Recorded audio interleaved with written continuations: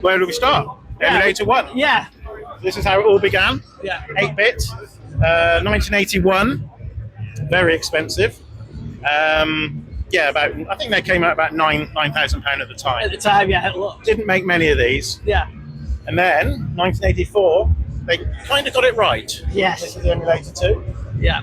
Again, it's 8-bit, but it's got beautiful filters, and that's what made the sound. Yeah.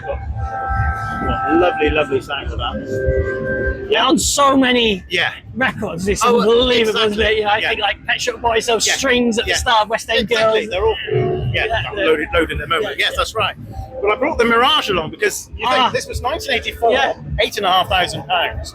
The Mirage came along, £1,500. You know, all right, it's not quite the same in the same league, but the leap within a year was just incredible.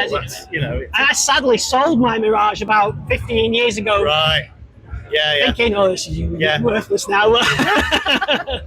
Yeah. So we got that, and then we got the 3 and the 4 in the rack down there. Yeah. And then the 5.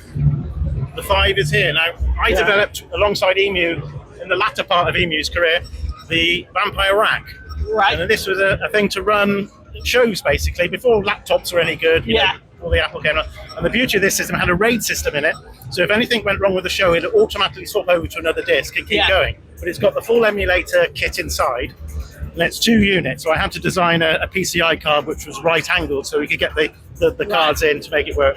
But the beauty of it was just stick one of these out, not that one because that's running the show, and you could go to your mate in another studio and carry on with your session.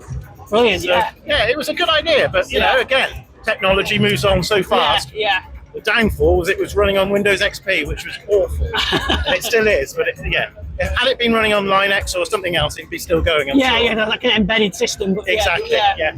So we got the 3 and the 4, and that was the 5. So that's the full lot. And then they went wrong with the Proteus modules. That's the top of the range one, had everything in it. Yeah. And then you got the Proteus keyboard over there, which was basically a ROM player. Yeah. So you've already got your samples. But the beauty was you could have one of these. You could load your samples from a chip and stick it in a card in the back of there. So you didn't need to take this on stage with you. So. Right. Yeah. Yeah, it's all good. And then of course you've got the Drumulator there. We have as well. Just a bit of history. Just that came out in between the Emulator 1 and the Emulator 2. And probably less well known than like in the drum, but it actually was it was the first one. That's why it wasn't the SP12 or the 2400, but it's great, and it's it's 8-bit again. It's got very small samples. The largest sample in it is a cymbal because it had to be a bit longer. But it works. Yeah. So we just got that. And this runs the Emulator X. So by the time they got to the Emulator X, the samples were, they were incredible. You could have 20 minutes of sampling time. But I like the old stuff because it gets you more creative. Character. Exactly. So very, like I said, very famous users of them. So what do you guys do? Do you maintain these? I do. Yeah.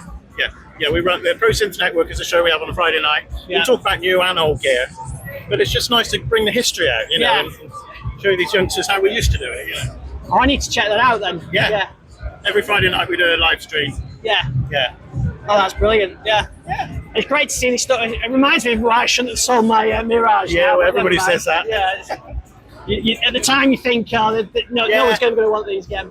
Although I do remember it being incredibly difficult to trim the samples and things. Definitely. Now, which you take for granted, you do it in Cubase or whatever. No, that's exactly right. Yeah, you're right.